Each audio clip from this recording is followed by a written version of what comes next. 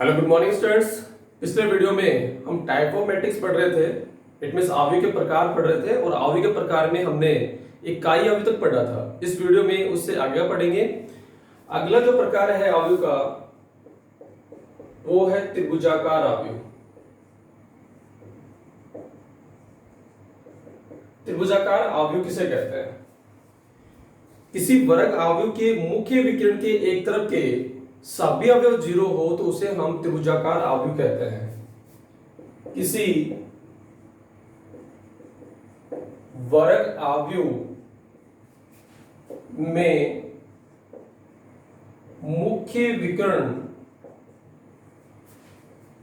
के एक तरफ का मतलब है मुख्य विकर्ण या तो नीचे की ओर या मुख्य विकर्ण के ऊपर के सभी अवयव, एक तरफ के सभी अवयव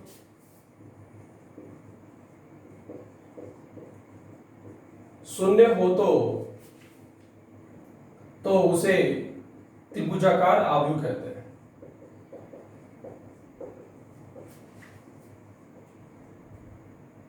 त्रिभुजाकार आवयव कहते हैं। त्रिभुजाकार आवयव दो प्रकार के होते हैं। पहला प्रकार होता है ऊपरी त्रिभुजाकार आवयव।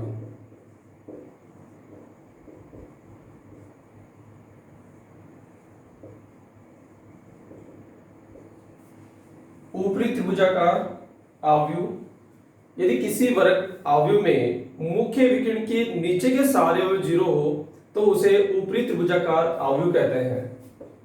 किसी वर्ग आवयव में मुख्य विकिरण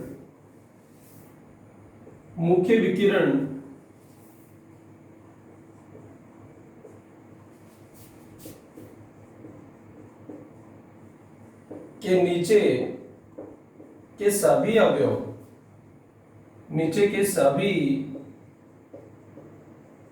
अवयव शून्य हो तो उसे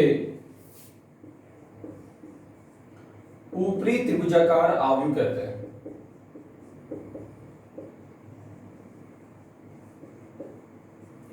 एग्जाम्पल, जैसे दो कोटि का ऊपरी त्रिभुजाकार आवयव हम लिखें तो मुख्य विकिरण के नीचे के अवयव हमें जीरो लेने होंगे। तो इस प्रकार से जो बना आवयव होता है इसे बोलते हैं ऊपरी त्रिभुजाकार आवयव। एक और एग्जांपल लेते हैं।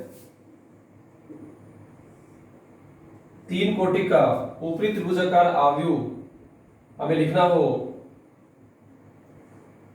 तो इस तरीके से लिखेंगे। इसमें मुख्य विकर्ण के नीचे के सभी अवयव जीरो है तो इसे कहते हैं ऊपरी त्रिभुजाकार आवयव। इट मींस इसकी जो संरचना इस तरीके से बनी हुई है जिसके ऊपर ऐसे त्रिभुज सा हमें नजर आ रहा है। तो इस प्रकार की जो शेप होती है, इस प्रकार का जो अरेंजमेंट होता है उसे कहते हैं ऊपरी त्रिभुजाकार आवयव। दूसरा प्रकार होता है निम्न त्रिभुजाकार आवयव।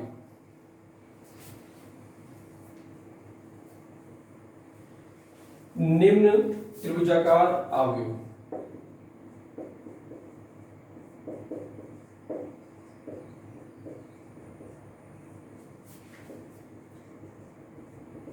किसी वर्ग आवयव के मुख्य विकर्ण के ऊपर के सारे अवयव जीरो हो तो उसे हम कहते हैं निम्न त्रिभुजाकार आवयव।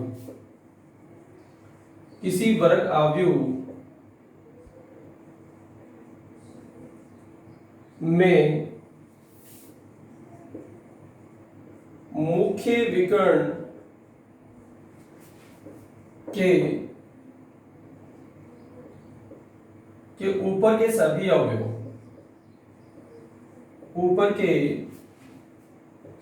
अवयव शून्य हो तो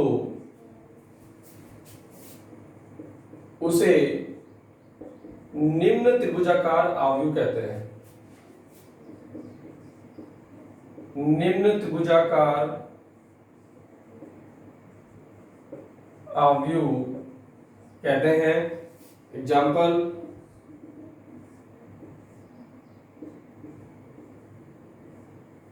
ये एक निम्न त्रिभुजाकार आव्यूह का एग्जाम्पल मैंने लिखा है। जो मुख्य विकिरण है उसके ऊपर के सभी अवयव 0 है। ऐसे 3 कोटि का निम्न त्रिभुजाकार आव्यूह हम लिखें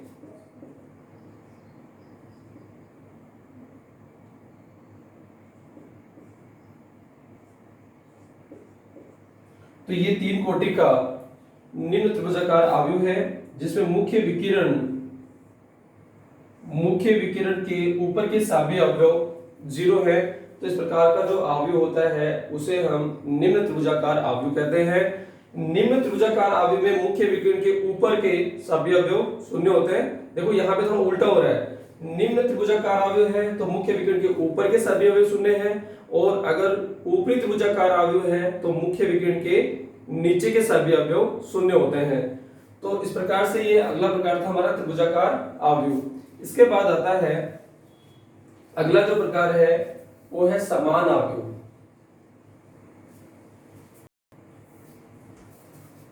समान आव्यूह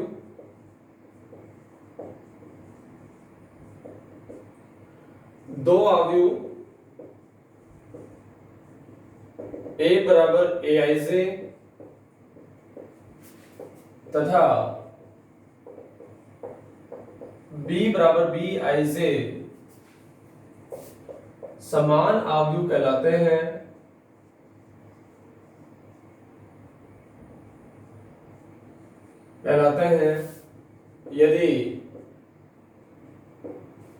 यदि दोनों आव्यूहों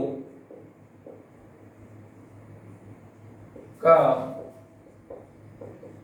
क्रम समान हो, अर्थात दोनों आव्यूह की कोटि समान होनी चाहिए, तथा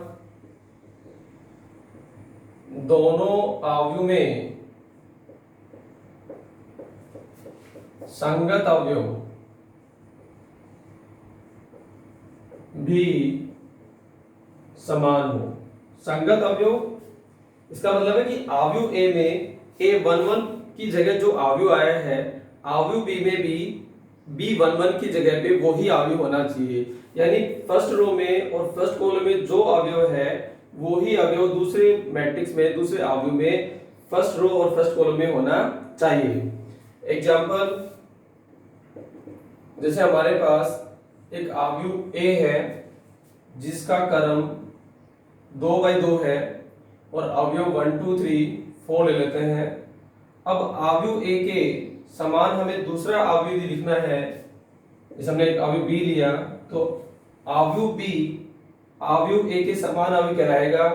इट मींस दोनों समान आव्यूह होंगे यदि दोनों का क्रम समान हो। इसका मतलब आव्यूह A का क्रम अगर 2x2 है तो B का क्रम भी 2x2 होना चाहिए, और इनके संगत अवयव समान होने चाहिए। यानी यहाँ फर्स्ट पंक्ति और फर्स्ट कॉलम में यानी पहली पंक्ति और पहले स्तंभ में जो अवयव 1 आया है वो ही अवयव यहाँ होना चाहिए। इस तरीके से संगत अवयव आपस में समान होने चाहिए। जैसे ये A11 दोनों में सेम होना चाहिए, ये A12 दोनों में सेम होना चाहिए, ये 21 ये 22 ये 22 यानी संगत अवयव आपस में समान होने चाहिए, तभी दोनों अवयव आपस में समान अवयव कहलाते हैं।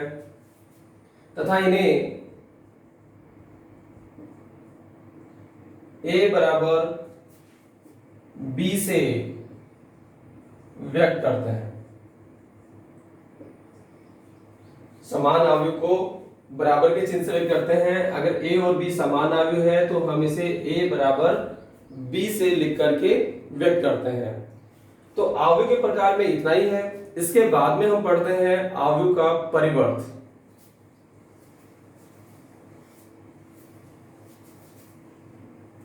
ट्वेल्थ क्लास के हिसाब से हमने अवयव के प्रकार पढ़ लिए हैं। अब आगे हम पढ़ते हैं अवयव के गुणधर्म, जिसमें पहला आता है अवयव का परिवर्त।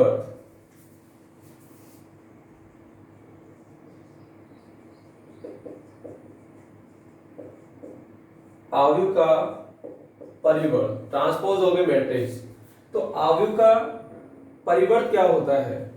यदि किसी अवयव की सभी पंक्तियों को स्तंभों में या सभी स्तंभों को पंक्तियों में यदि बदल दिया जाए तो प्राप्त अवयव अवयव का परिवर्त कहलाता है। सबसे पहले इसकी परिभाषा लिखते हैं। यदि किसी अवयव में सभी पंक्तियों को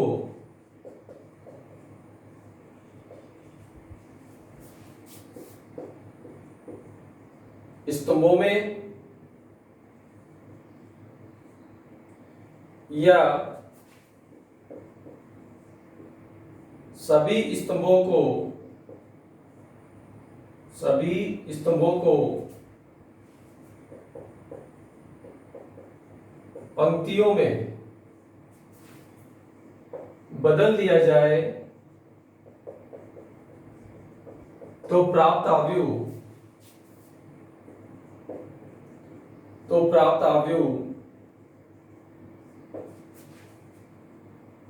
का परिवर्त कहलाता है।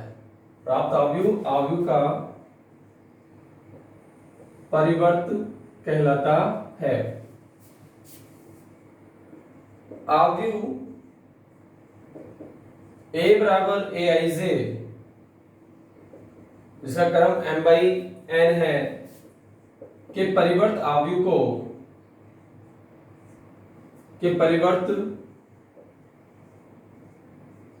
को A का ट्रांसपोज या A' से व्यक्त करते हैं जहां A का ट्रांसपोज बराबर AJI n/m होता है।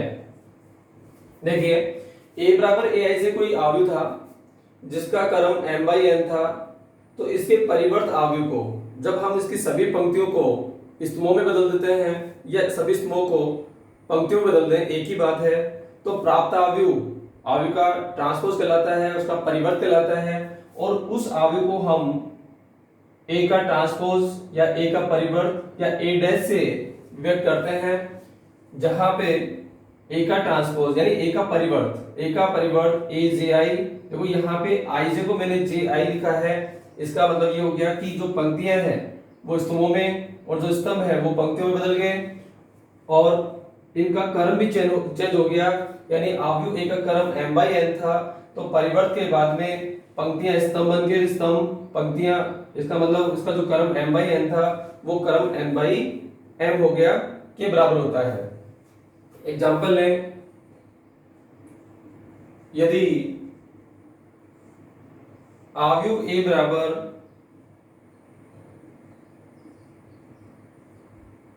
2/3 कोटि का एक अवयव है तो A का ट्रांसपोज यानी A का परिवर्त अवयव, तो A के परिवर्त अवयव में पंक्तियों को हमें स्तंभों में बदलना है या फिर ऐसे कहते हैं कि स्तंभों को पंक्तियों में बदलना है। तो यहाँ पे जो R1 पंक्ति है उसको हम C1 स्तंभ बनाएंगे, यानी 1 2 3 जो लिखा हुआ है पंक्ति वाइज पंक्तिबद्ध लिखा हुआ है इसको हम स्तंभ लिखेंगे, तो ये हो जाएगा 1 2 3। और जो दूसरी पंक्ति है अपनी 4 5 6 जिसमें लिखा हुआ है इसका भी हम स्तंभ बनाएंगे 4 5 6। तो इस तरीके से पंक्तियों को हमने स्तंभों में बदल दिया तो प्राप्त अवयव का परिवर्त कहलाता है। और ये A अवयव था तो A अवयव के परिवर्त को हम A के ट्रांसपोज से व्यक्त करते हैं। और यहाँ पे जो अवयव A था, ओरिजिनल अवयव जो था हमारा, उसका जो क्रम है वो 2/3 है, तो ट्रांसपोज के बाद में जो अवयव आया है इसका क्रम आप देख रहे हैं यहाँ पे 3 पंक्तियां हैं और 2 स्तंभ हैं, यानी इसका जो क्रम है वो हो गया है 3/2। तो इस प्रकार से एक अवयव का हम ट्रांसपोज ज्ञात कर सकते हैं। और लेते हैं एग्जांपल, यदि एक अवयव हमने B लिया जिसके अवयव 1 2 3 यानी एक रो है, एक पंक्ति है और 3 कॉलम है, तो इसका जो क्रम है वो हो गया 1/3। तो यदि अवयव b बराबर ये है तो b का जो ट्रांसपोज हम लिखेंगे, यानी जो पंक्ति है उसको हम क्या बना देंगे, स्तंभ बना देंगे। तो b का ट्रांसपोज होगा 1 2 3, यानी जो इसमें पंक्ति थी उसको हमने क्या बना दिया, स्तंभ बना दिया। और उसके ट्रांसपोज से जो अवयव आया है इसका क्रम 3/1 हो गया। इट मींस इसमें 3 पंक्तियां हो गई और एक स्तंभ हो गया। तो इस तरीके से किसी भी अवयव का परिवर्त हम ज्ञात कर सकते हैं। तो अवयव के परिवर्त में आपको देखना है कि अवयव के परिवर्त में अवयव का क्रम चेंज हो जाता है। यदि कोई अवयव m/n क्रम का है तो उसका परिवर्त n/m कोटि का एक अवयव होगा। और अवयव के परिवर्त में सभी पंक्तियों को स्तंभों में या सभी स्तंभों को पंक्तियों में बदलकर लिखा जाता है। इसके बाद आता है अवयव परिवर्त के गुणधर्म। अवयव परिवर्त के गुणधर्म में पहला गुणधर्म आता है ए के ट्रांसपोज का ट्रांसपोज। किसी भी एक अवयव का दो बार हम ट्रांसपोज करें, इट मींस दो बार परिवर्त निकालें, तो उसका परिवर्त उसी अवयव के बराबर आ जाता है। इसका मतलब हुआ कि जब हमारे पास कोई अवयव है, हमने उसका जब हम ट्रांसपोज करते हैं तो सभी पंक्तियां स्तंभों में बदल जाएगी। और जब ट्रांसपोज आने के बाद में हम फिर से हम उसका ट्रांसपोज करते हैं, इट मींस परिवर्त निकालते हैं, तो सभी जो पंक्तियों को स्तंभ में बदल के हमने लिखा था वो सभी स्तंभ वापस पंक्तियों में बदल जाएंगे। इट मींस वही अवयव हमें प्राप्त हो जाएगा। दूसरा जो प्रकार है वो है के, दूसरा जो गुणधर्म है वो है के ए का ट्रांसपोज। किसी भी अवयव को किसी अचर पद से गुणा करके फिर ट्रांसपोज करें या उसके ट्रांसपोज को अवयव के परिवर्त को अचर पद से गुणा करें, तो दोनों का रिजल्ट, दोनों का परिणाम सेम ही आता है, एक ही बात होती है। तीसरा जो गुणधर्म है वो है दो अवयव के गुणनफल का ट्रांसपोज।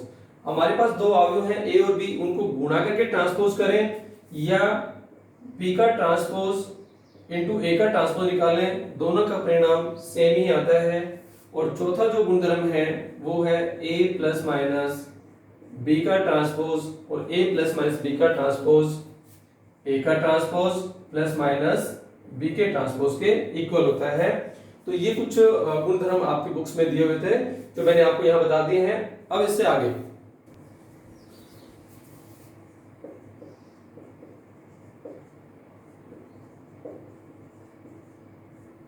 सममित अवयव। सममित अवयव किसे कहते हैं? एक वर्ग अवयव, एक वर्ग अवयव a बराबर aij सममित अवयव कहलाता है।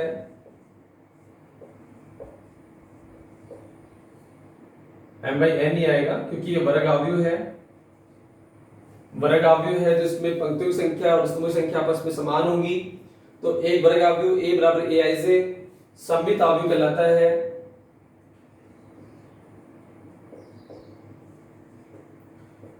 यदि अवयव का परिवर्त उसी अवयव के बराबर हो, यानी a का ट्रांसपोज a के ही बराबर हो, तो इसे हम एक सममित अवयव कहते हैं। एग्जाम्पल लें, यदि a बराबर 1 2 2 1 या 2 4 कर लो हो तो a का ट्रांसपोज,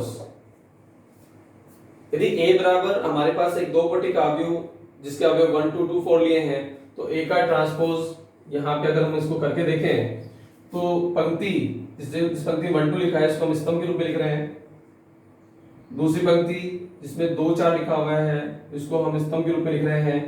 तो जब हमने पंक्तियों को स्तंभों में चेंज कर दिया तो प्राप्त अवयव और जो मूल अवयव था दोनों आपस में बराबर हैं, दोनों का क्रम भी सेम है और दोनों के संगत अवयव भी यहाँ पे समान है।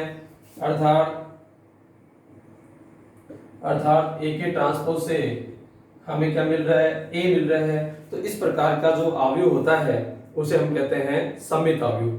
तो याद रखें, किसी भी वर्ग अवयव को हम सममित अवयव तभी कहते हैं जब उसके परिवर्त से प्राप्त अवयव उसी अवयव के बराबर हो। जैसे हम 3 कोटि का एक अवयव लेते हैं,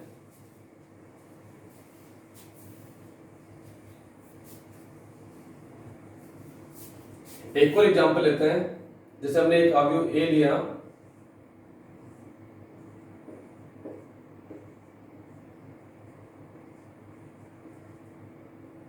तीन कोटि का एक अवयव मैंने बोर्ड पे लिखा है, जिसके अवयव A B C, B C D, C D E है, तीन कोटि का वर्ग अवयव है। तो यहाँ पे हम ए का ट्रांसपोज करके देखते हैं। तो ए का ट्रांसपोज, ए के ट्रांसपोज अपन यहाँ पे सीधा लिखेंगे। जैसे पहली पंक्ति में अवयव ए बी सी है, तो पंक्ति को हम स्तंभ बना के लिखते हैं इसमें। तो ए बी सी पंक्ति को हमने स्तंभ बना के लिख दिया। ऐसे ही दूसरी पंक्ति में यहाँ पे बी सी डी है, इसको भी हम स्तंभ बना के लिखते हैं बी सी डी। और तीसरी पंक्ति में सी डी ई अवयव है, इसको भी हम स्तंभ बना के लिखते हैं सी डी ई। तो इस प्रकार से अवयव ए हमें ये दे रखा था, हमने इसका ट्रांसपोज करके लिख दिया। क्योंकि वर्ग अवयव है, तो वर्ग अवयव में उसके परिवर्त से जो भी अवयव आएगा तो उसका क्रम चेंज नहीं होगा, क्योंकि इसमें पंक्तियों की संख्या स्तंभों की संख्या के बराबर है। इसलिए परिवर्त से जो अवयव आएगा उसकी कोटि और जो दिया गया अवयव है उसकी कोटि समान रहेगी। अब अवयव के परिवर्त के बाद में जो अवयव हमारे पास आया है, तो देखिए उन दोनों के समान जो संगत अवयव है वो समान है या नहीं। तो यहाँ पे एबीसी आ रहा है, एबीसी आ रहा है, दूसरी पंक्ति बीसीडी आ रहा है, इसमें बीसीडी आ रहा है, सीडीई आ रहा है, सीडी आ रहा है। इसका मतलब अवयव ए के ट्रांसपोज से प्राप्त होने वाला अवयव भी ए के बराबर है। तो इस प्रकार के अवयव को हम कहते हैं सममित अवयव। और एग्जांपल लेते हैं। यदि आपसे पूछ लिया जाए क्या अवयव ए बराबर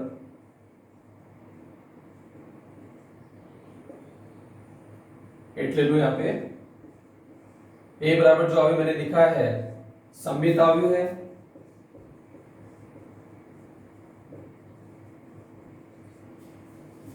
आपका प्रश्न है क्या अवयव ए बराबर जो अवयव हमें तीन कोटि का अवयव जो दिया है, वर्ग अवयव जो दिया है, क्या ये सममित अवयव है? तो आप इस अवयव का ट्रांसपोज करके देखेंगे। तो यहाँ पे थोड़ा ऊपर करते हैं। तो जो अवयव हमें दिया है ए, हम इसका ट्रांसपोज करके देखेंगे। तो अवयव ए का ट्रांसपोज 3 5 6 5 4 8 6 8 9 का ट्रांसपोज करके यहां पे देखते हैं। तो ट्रांसपोज में जो पंक्ति है उसको हमें स्तंभ बनाना है। तो पहली पंक्ति में 3 5 6 लिखा हुआ है, इसको हम स्तंभ के रूप में लिखते हैं, स्तंभ बना दिया। दूसरी पंक्ति में 5 4 8 लिखा हुआ है, इसको हम स्तंभ के रूप में लिखते हैं। और तीसरी पंक्ति का भी हम स्तंभ बनाते हैं, 6 8 9 लिखा हुआ है।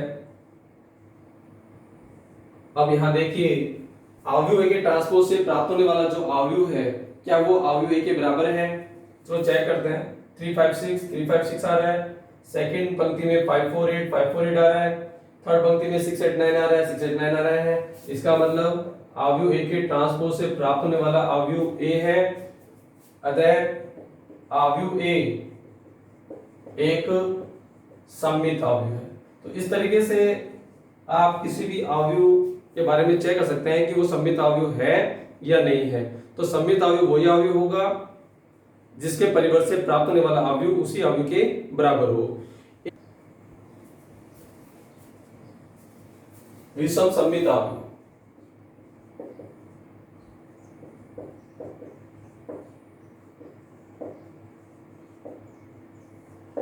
विषम सममित अवयव किसे कहते हैं?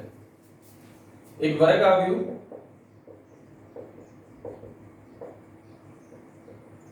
ए बराबर ए आई जे विषम सममित अवयव कहलाता है।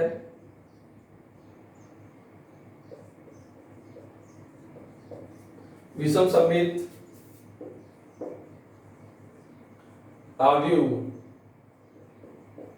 कहलाता है यदि अवयव ए के ट्रांसपोज से, ट्रांसपोज मतलब परिवर्त से, अवयव ए के परिवर्त से प्राप्त होने वाला अवयव माइनस ए के बराबर हो।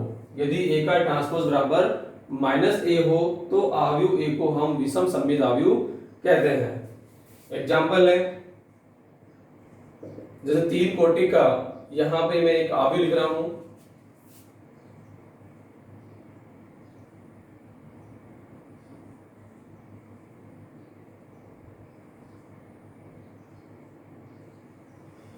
तो 3 कोटि का एक अवयव मैंने यहां पे लिखा है। यदि a बराबर ये दिया हो तो a का ट्रांसपोज क्या होगा, तो a का ट्रांसपोज अपन यहां पे निकालेंगे, a का परिवर्त यहां पे निकालेंगे, तो a का परिवर्त अपन यहां पे सीधा लिख रहे हैं। तो पहली पंक्ति है उसको स्तंभ बना दें। भाई अवयव के परिवर्त में होता है क्या है, पंक्ति को स्तंभ में लिखना होता है या स्तंभ को पंक्ति में लिखना होता है। चलो स्तंभ का पंक्ति बनाते हैं। तो यहाँ पे जो पहला स्तंभ है अपना 0 -2 -5 जो जहां लिखा हुआ है, इसको हम पंक्ति के रूप में लिखते हैं 0 -2 -5। उसके बाद में जो दूसरा स्तंभ है उसको हम पंक्ति बनाते हैं 2 0 -3, और जो तीसरा स्तंभ है उसको पंक्ति बनाते हैं 5 3 0। तो इस तरीके से अवयव A जो दिया था हमने उसका ट्रांसपोज करके लिख दिया है। अब यहाँ अवयव के ट्रांसपोज से जो अवयव हमारे पास आया है, इसमें आप देख रहे हैं कि जहां पे जो अवयव का साइन पॉजिटिव था वो नेगेटिव हो गया, जो नेगेटिव था वो पॉजिटिव हो गया। इसका मतलब इस अवयव से हम माइनस कॉमन लें, तो माइनस कॉमन लेंगे तो अवयव के अंदर जितने भी अवयव हैं उनके सबके चिन्ह बदल जाएंगे। माइनस का 2 है प्लस का 2 हो जाएगा, माइनस का 5 है प्लस का 5 हो जाएगा, प्लस का 2 है वो माइनस का हो जाएगा, 0 पॉजिटिव नेगेटिव लगाने चिन्ह, पॉजिटिव नेगेटिव चिन्ह लगाने की आवश्यकता नहीं है। माइनस का 3 है प्लस का हो जाएगा, प्लस का 5 है माइनस का हो जाएगा, ये माइनस का 3 हो जाएगा और 0 हो जाएगा।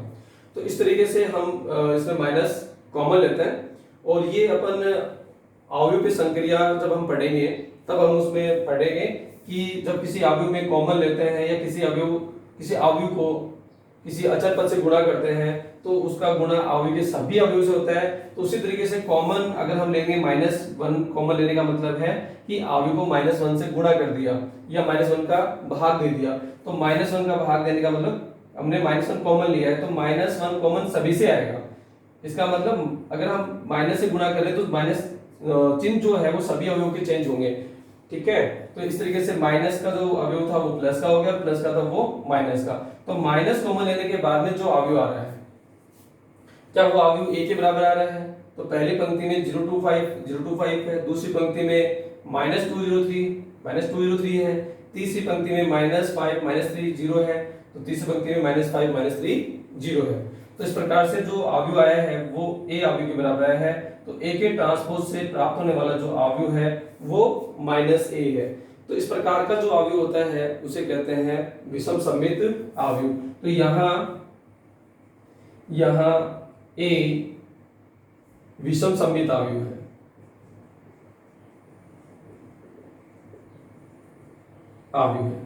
विषम सममित अवयव में एक विशेषता आप यहाँ देख रहे हैं कि मैंने इसके मुख्य विकर्ण के सारे अवयव 0 लिए हैं। क्योंकि मुख्य विकर्ण के सारे अवयव 0 इसलिए लिए हैं क्योंकि जब हम उसका ट्रांसपोज करते हैं, अवयव का जब हम क्या करते हैं परिवर्त निकालते हैं, उस स्थिति में aij वाला जो अवयव है वो aji में बदल जाता है। यानी जो a12 है वो अवयव a21 की जगह चला जाता है, a31 है वो अवयव a13 की जगह चला जाता है। लेकिन जो मुख्य विकर्ण के अवयव होते हैं, मुख्य विकर्ण मतलब a11 a22 a33, तो वो अपना स्थान परिवर्त के दौरान बदलते नहीं है, वो अपनी जगह ही रहते हैं। तो जब ये अपना स्थान नहीं बदलेंगे और अपनी ही जगह रहेंगे, और जब हम इसमें माइनस कॉमन लेंगे तो ये जो अपना मूल अवयव है उसके अंदर अगर मुख्य विकर्ण के अवयव में प्लस का चिन्ह आया है तो वो माइनस में बदल जाएंगे, और माइनस का है तो वो प्लस में बदल जाएंगे। इसका मतलब a का ट्रांसपोज -a के बराबर नहीं आएगा। इसीलिए मुख्य विकर्ण के सारे अवयव विषम सममित अवयव में 0 होते हैं। इसको अपन इस तरीके से भी समझ सकते हैं।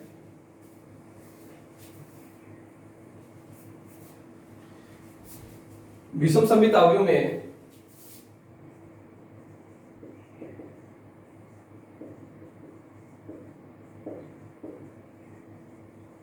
विषम सममित अवयव में aij जो अवयव है ए आई जे मतलब कोई भी अवयव है उसका एक ये अवयव लिखा है मैंने ए आई जे, ये विषम सममित अवयव में ए माइनस ए जे आई में बदलता है। यानी हम पंक्ति को स्तंभ में बदलते हैं स्तंभ या स्तंभ को पंक्ति में बदलते हैं, एक ही बात है। तो आई जे वाला जो अवयव है वो कहां जाके शिफ्ट हो जाएगा, ए जे आई पे जाकर के शिफ्ट हो जाएगा और साथ ही उसका चिन्ह भी बदल जाएगा। लेकिन ऐसे अवयव भी होते हैं जहां पे आई जे के बराबर होता है, यानी A11 पहली पंक्ति पहला स्तंभ, A22 पहली पंक्ति A22 दूसरी पंक्ति दूसरा स्तंभ। तो जहां I बराबर J होता है, यानी अपन ऐसे कहें कि या AI वाला अवयव या AJJ वाला अवयव वो चेंज होगा AII में। यहाँ मैंने दोनों को II लिखने का मतलब है कि यहाँ पे ये पंक्ति की संख्या और स्तंभ की संख्या दोनों समान है, यानी ये तो 1 1 है या 2 2 है या 3 3 है। तो AII है वो माइनस के AI में चेंज होगा। जब हम उसको लेफ्ट साइड में लेके आएंगे तो ये प्लस का हो जाएगा प्लस टू 0, ये हो गया 2AII बराबर 0 या AII बराबर 0। तो AII बराबर 0 का मतलब ये होता है कि विषम सममित अवयव में ऐसे अवयव जिसमें पंक्ति की संख्या और स्तंभ की संख्या समान हो, इसका मतलब मुख्य विकर्ण के अवयव हमेशा क्या होते हैं, 0 होते हैं। तो जब भी आपको चेक करना है कि दिया गया अवयव विषम सममित अवयव है या नहीं है, तो सबसे पहले उसके मुख्य विकर्ण के अवयव चेक करो कि मुख्य विकर्ण के सारे अवयव 0 हैं तो वो विषम सममित अवयव हो सकता है। यदि मुख्य विकर्ण के अवयव 0 नहीं है तो वो कभी भी विषम सममित अवयव नहीं बन सकता। और एग्जांपल लिखते हैं, क्या अवयव b बराबर a 0 लेते हैं, यहां पे 0 माइनस बी सी माइनस सी माइनस डी 0 विषम सममित अवयव है।